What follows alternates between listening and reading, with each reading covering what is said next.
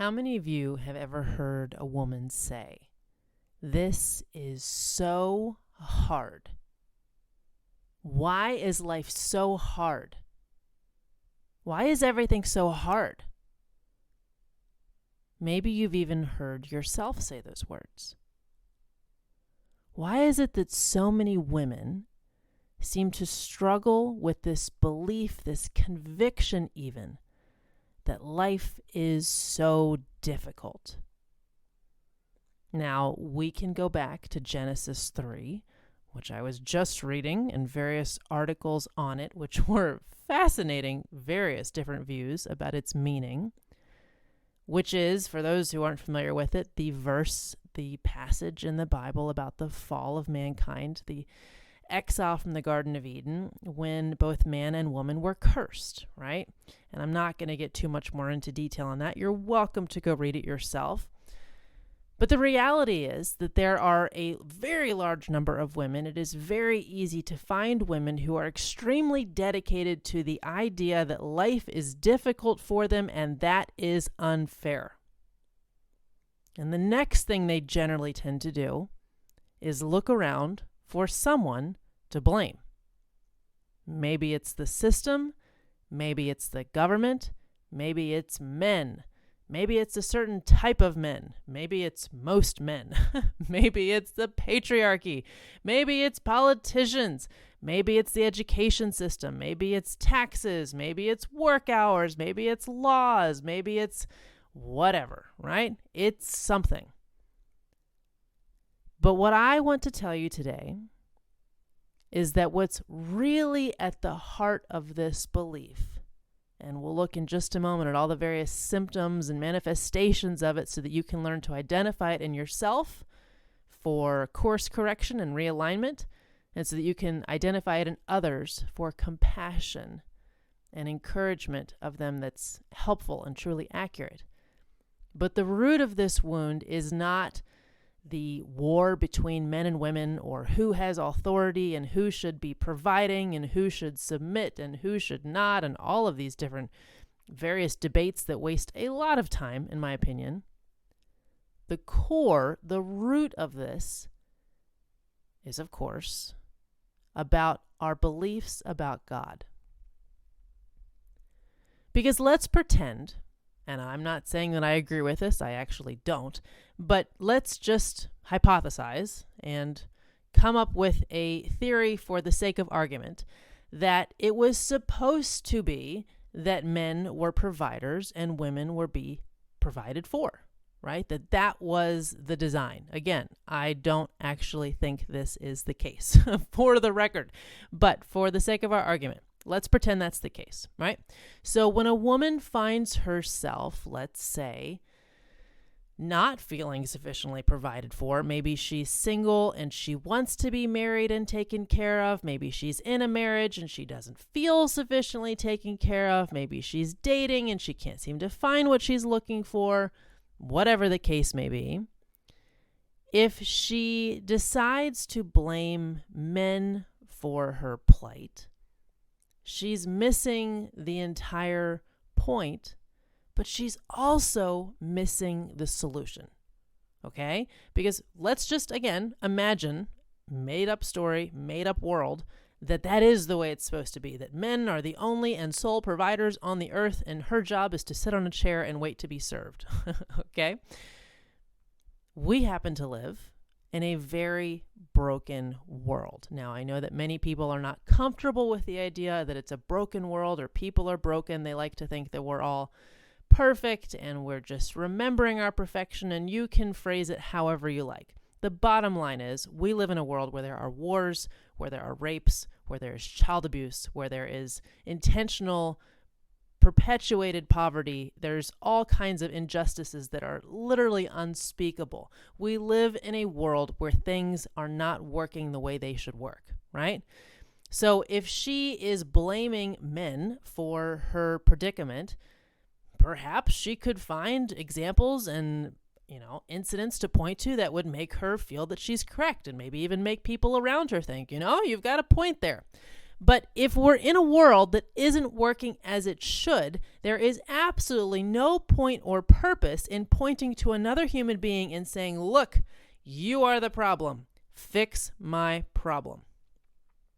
Right? Because even if they are doing something that's quote unquote wrong, or even if they are out of alignment with some version of ideal design, whatever that may be in your opinion,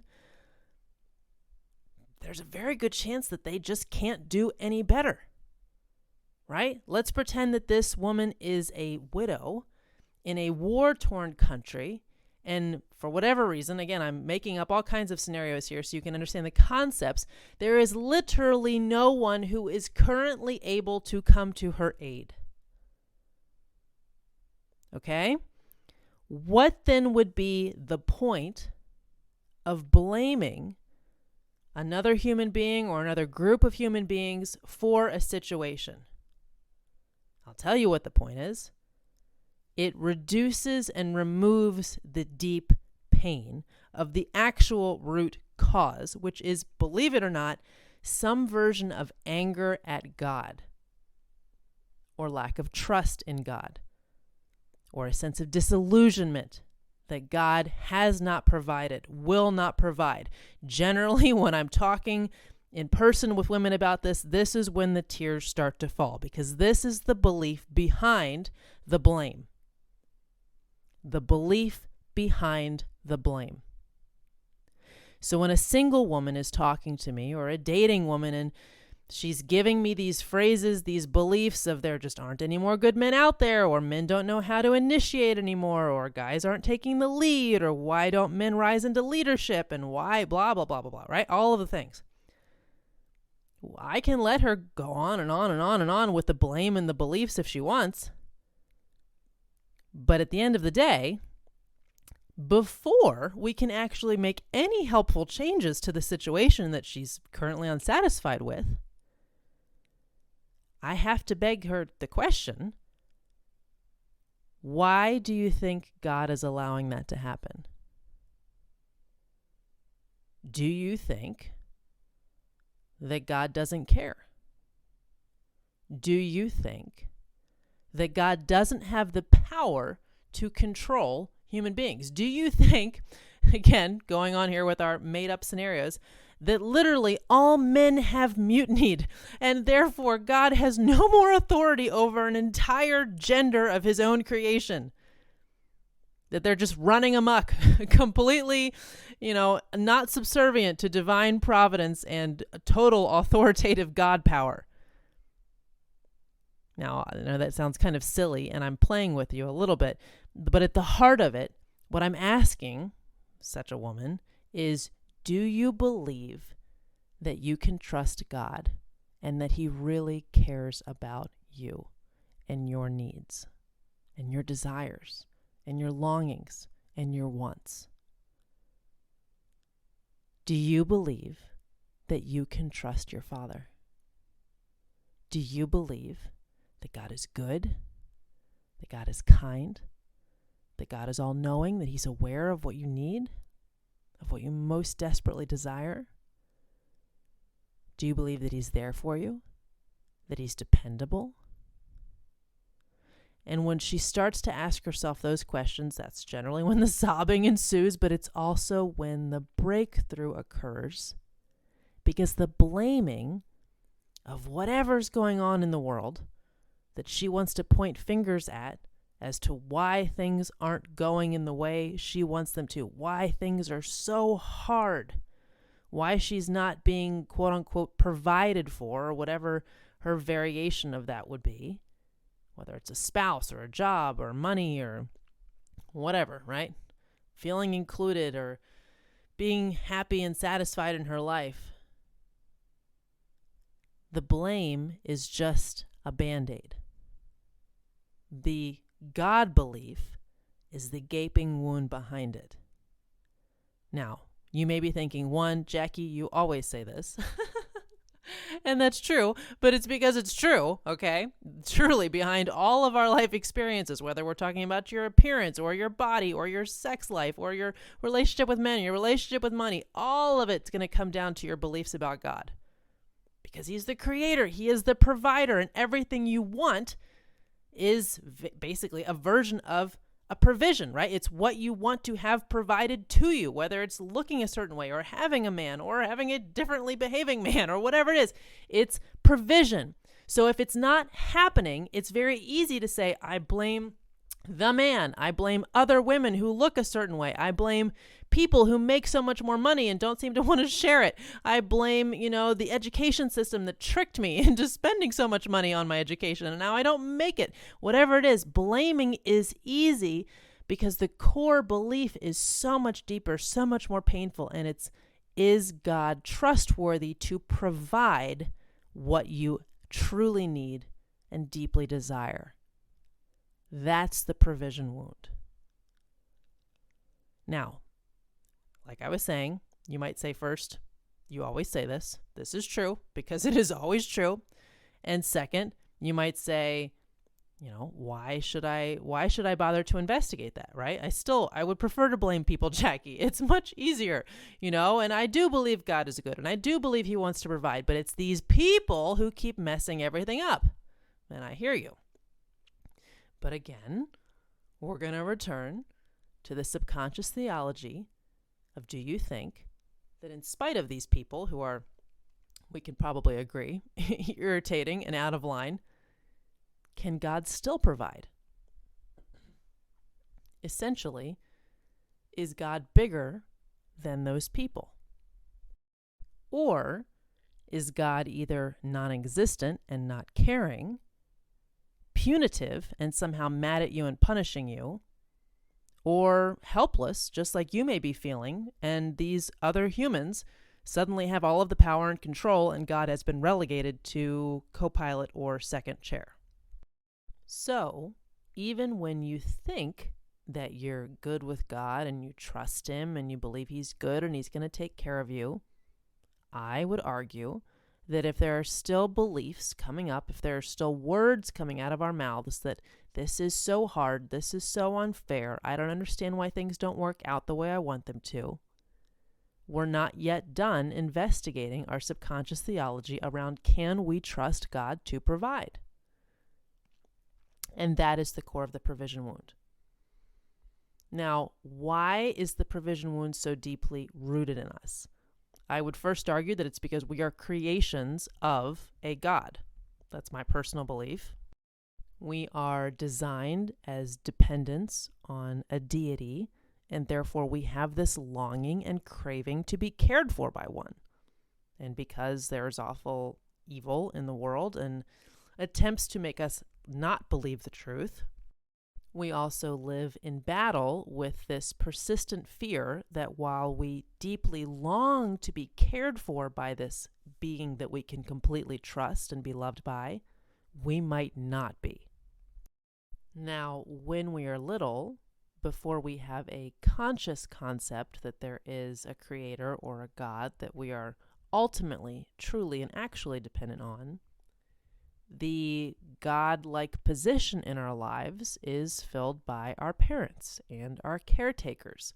And so many of the deep-rooted issues we have in the provision wound come from simply being raised by imperfect parents, or possibly and hopefully not rather awful parents, who lead us to believe that in order to be cared for, in order to be safe, in order to be loved, in order to be provided for, we must be perfect, we must be persistently, consistently well-behaved, we must be beautiful enough, we must be smart enough, we must get the grades, we must be quiet and not speak up when we have something that we disagree with, all of the things that we might learn as children about the conditional requirements for provision, which then plague us in adult life and create beliefs that if it's not working out, I must somehow not be good enough for it to work out for me. And if we have any spirit or fight in us, that often can lead to some anger toward, again, whatever we're blaming, whether it's the system, whether it's the other gender, whether it's society or education or, cultural standards of beauty. But what we're really often blaming at a deep subconscious level is God. Why did you not give me the thing that I wanted, God? Why did they not come? Why did they not stay? Why did I not win? Why did I not get the promotion, the job, the person, the education, the money, the status, the whatever? And while some people may be conscious, they may have done enough work on themselves, or just it occurs to them that their actual anger, their actual blame, their actual sense of injustice is toward God, for many people this is fully unconscious. And whether they're still blaming their parents or their spouse or their lack of a spouse or their kids or their lack of kids or their appearance or society or whatever, they're not only unconsciously angry at God, but then they decide to take matters into their own hands. And this is where I see so many women struggling with the provision wound. Because essentially the core belief that they come down to, whether they're consciously aware of it or not, is God cannot be trusted to provide for me. So I'm just going to have to put on my big girl panties and do it myself. And this is where beliefs, woundedness, and if you don't think they're there, just wait until a woman is sufficiently pissed off and you will hear her beliefs come out. Right? She may be calm and kind and collected, all of the things in whatever social situation, but if you mention some injustice, something that triggers her personally, something that's a personal vendetta for her, something that's, that really gets her going, you will see her beliefs about God, about life, about men, about women, about media, about culture burst forth. And you'll be able to see where she stands in the provision wound. Now, the catch-22 is that while women often, and I'm speaking specifically to women because there's a feminine component to this, which I'll get to in a second, while women who consciously or unconsciously feel this longing to be cared for, protected, provided, feel and sense that they are not, therefore blame maybe consciously men or society or whatever, unconsciously God himself. They therefore decide that I obviously can't depend on anyone else to take care of me, so I'm going to have to do it myself. They get into a hard, fighting life energy that is encapsulated in that saying that I began this with of why is everything so hard?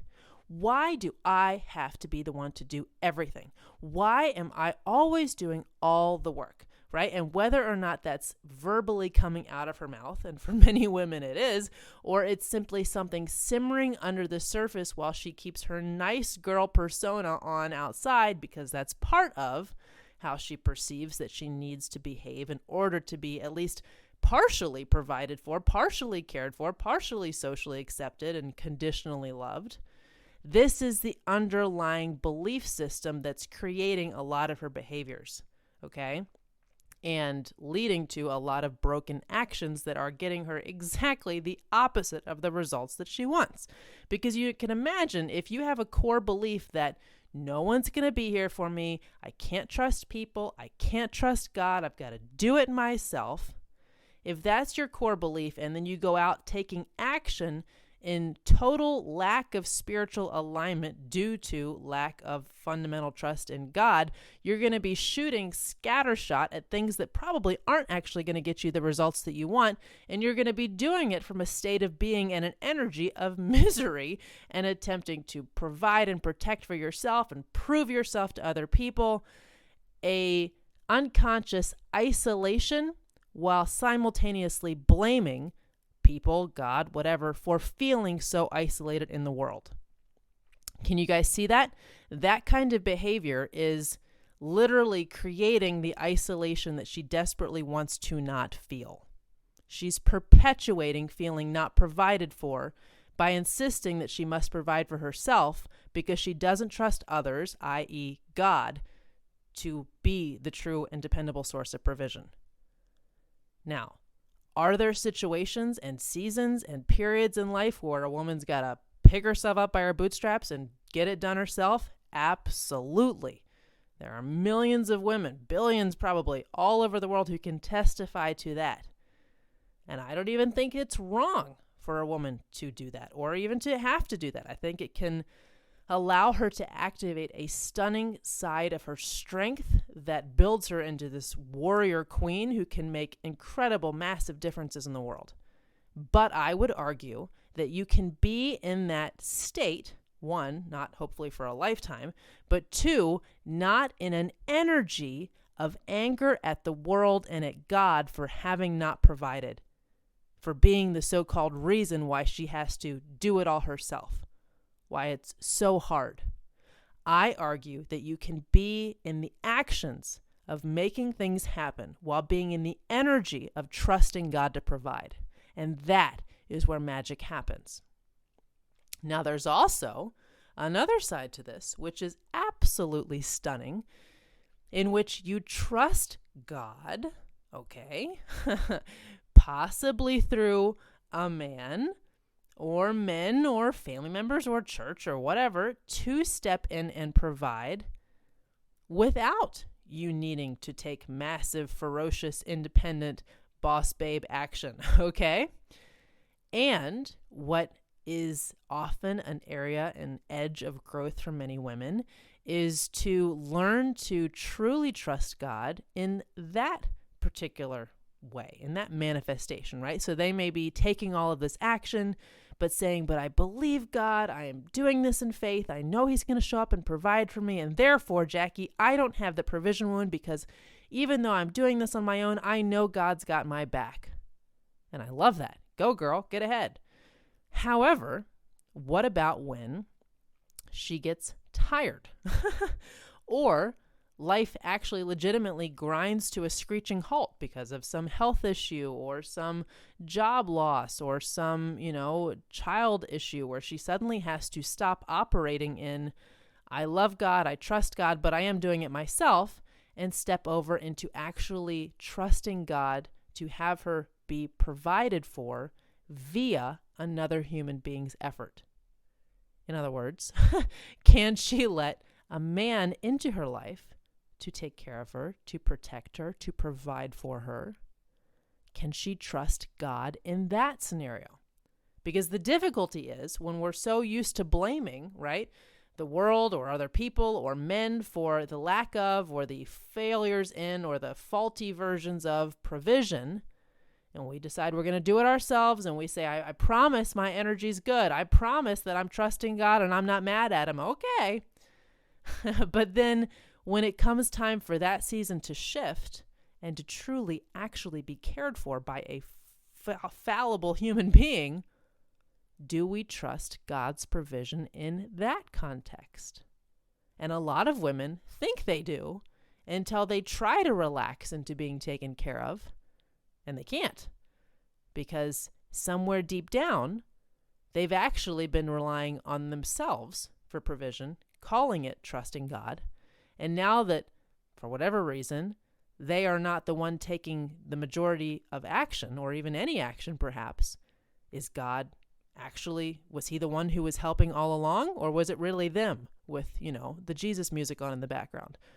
But now if it's not them, wow, like, oh my gosh, is God going to come through this dude or through, this community that's rallying around me when I need support? Do I trust God truly to provide for me when I'm not doing it for myself? You'll find out in those moments. And a lot of women are shocked to realize that they were leaning pretty heavily on their own actions and that subconsciously there was a provision wound of not trusting God to truly take care of them when things were beyond their control. Now, for some women, unfortunately, and this is one of the symptoms of a provision wound, they actually don't allow themselves to make that leap.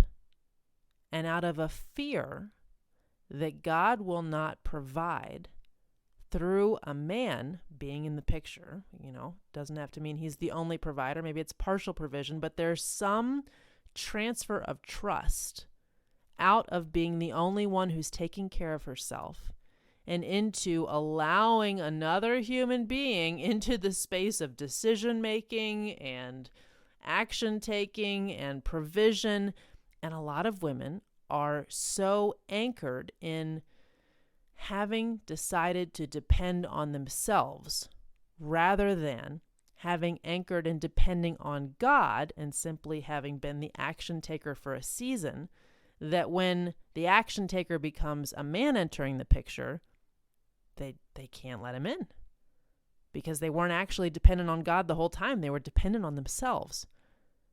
And so it's difficult to turn it over to a man because the power, they had not given it into God's hands. They had been holding onto it firmly in their own hands the whole time. And it's a very scary moment to transfer over being provided for.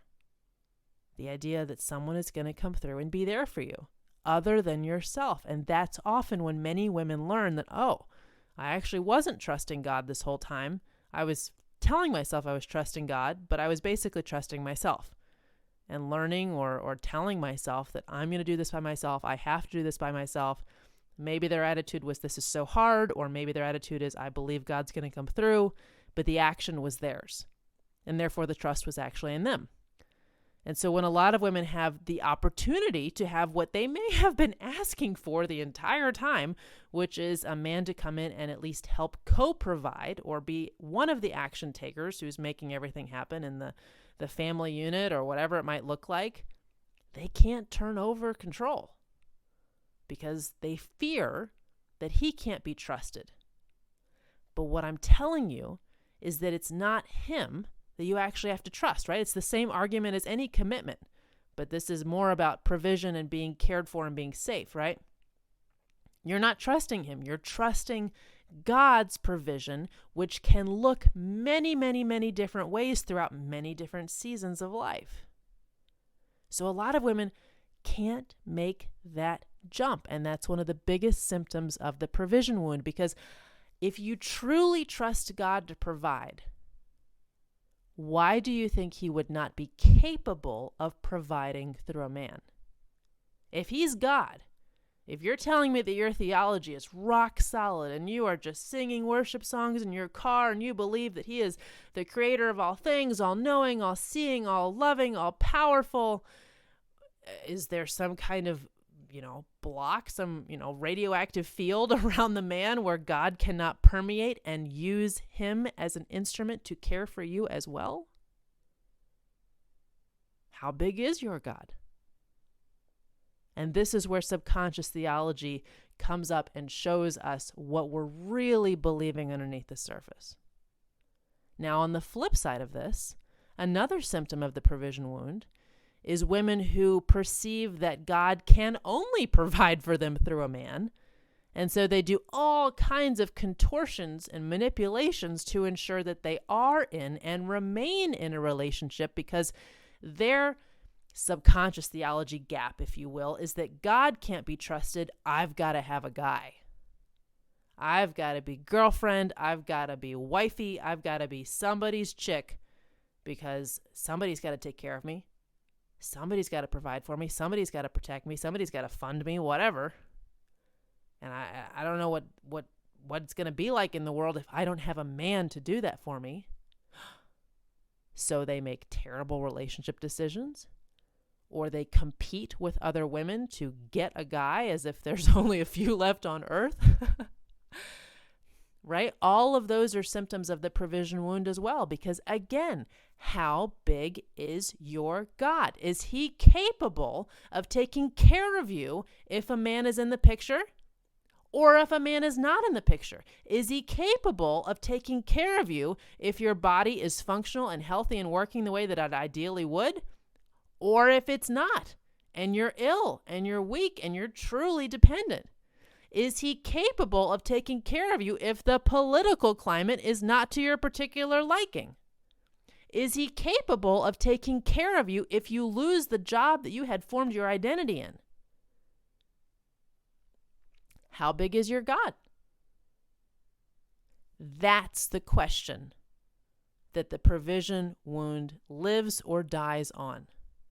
And if you have a God who's big enough to take care of you, no matter where you are, no matter who you're with or not with, no matter how well your job or career or profession or business is going or not, no matter whether your friends like you or don't like you, whether your body's healthy, whether it's considered attractive or slim enough, whether you feel beautiful or not, whether whatever, right? Insert thing we base our belief that we will be sufficiently provided for and cared for and protected and loved and accepted here.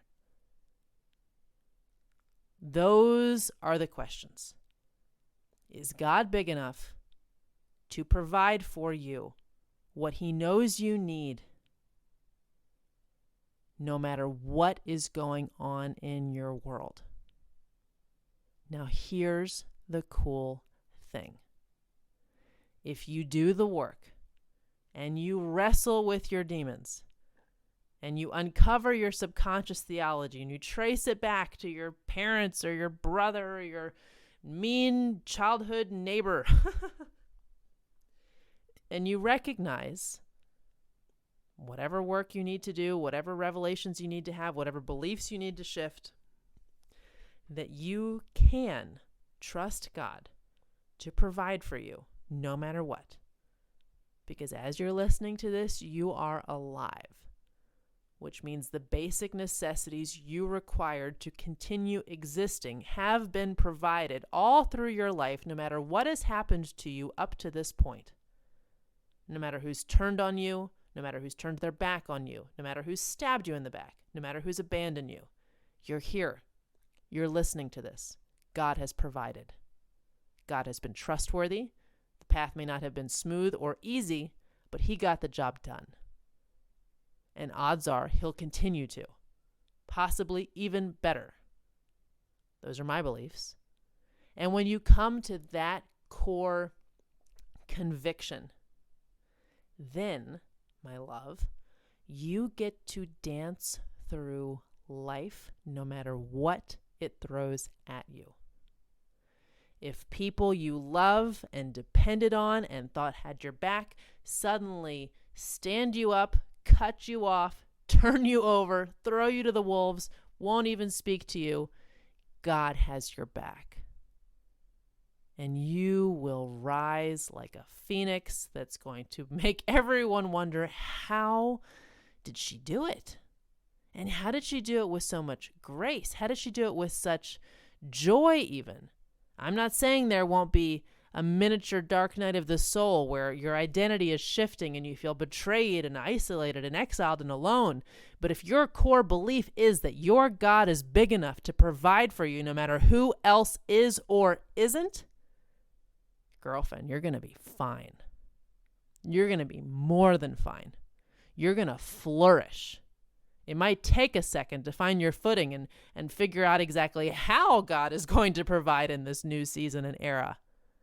But believe me, he's going to. And when you get to stand with both feet on that firm, unshakable truth,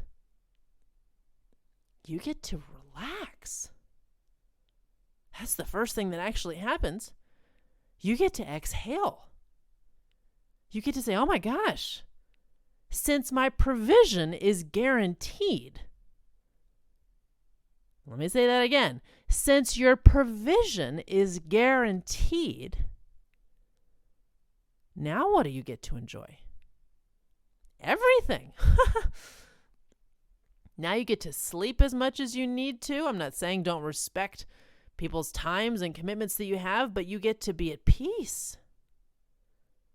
You get to take walks outside and look at the sky and sit in the grass and listen to the birds and not be worried.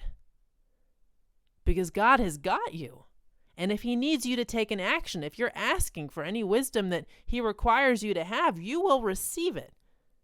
What you need to know will come to you. The ideas that he needs you to act on will come to you. The conviction to act on them will come to you. The funds to be able to act on them will come to you.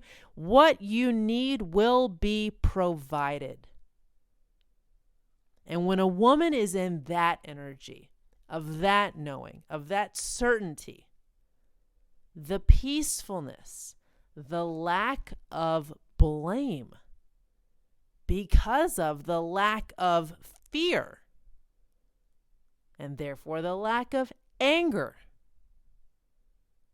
creates in her such an attractive spirit of happy expectation, trust, openness, and certainty that everything is going to be all right. This is the woman who laughs without fear of the future.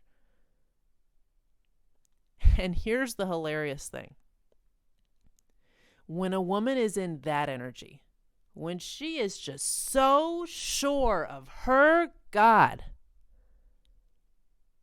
that she gets to just skip through her life, figuratively or literally if you'd like, with a playfulness, with a gratitude, with a joy to the spirit, to everything that God is doing all around her, she starts to see the provision everywhere. She sees the flowers. She sees the random gift that someone decided to give. She sees the service that was comped instead of charged. She sees all of the ways that God is not only coming through, but is showering her with provision. When her viewpoint of looking at life shifts like that, she actually becomes more attractive to people wanting to step in and provide for her. Her viewpoint having changed from, why is this so hard, to, wow, this is so wonderful. Suddenly, everyone wants to follow her around and give her exactly what she wants and needs. I know that may sound like, that's not how it works, Jackie. That is exactly how it works. I have walked through seasons when things that I thought I could count on have been cut out from underneath me without warning, with a callousness and a coldness and a cruelness that I didn't see coming. It just is even in the last few months. But my unshakable knowledge that God has got my back. The sense in my spirit immediately, I will take care of you. And listen to me, particularly if there are any people who have ever wronged you, do not do any form of revenge, because you don't need to, because the same God who provides and cares for you, I'm not saying he has a vindictive nature, but I'm just going to say he really digs justice, okay? And so if he sees that someone whose heart has been pure has been wronged, oh, girlfriend, you're going to be provided for in ways that you can't even dream. You're going to feel like heaven's princess, because God is going to ensure that things that you have no human control over are lined up in your favor at your footsteps wherever you walk. And you're just going to be looking around like, how is that even possible? Because no one is even here, or no one even knew. I didn't say anything. I didn't ask.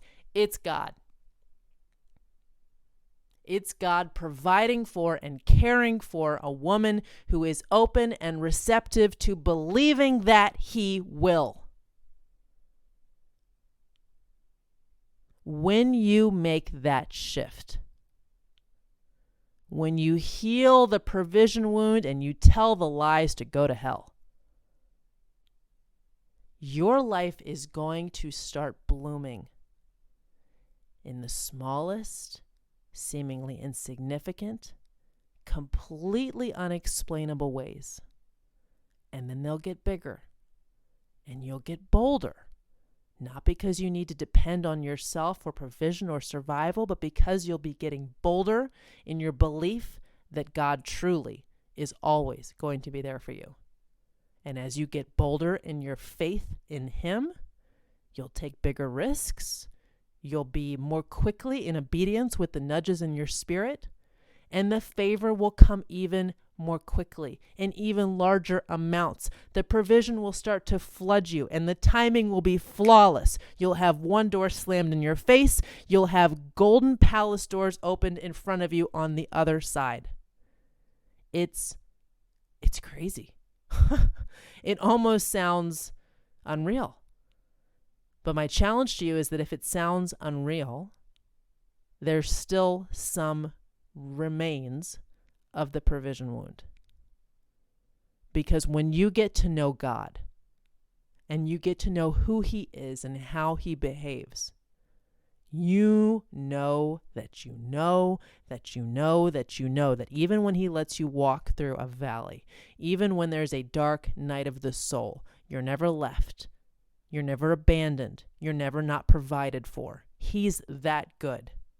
that even when other people are not good to you, even when you're not good to yourself, even when you're not good to him and you don't trust him, he's still trustworthy.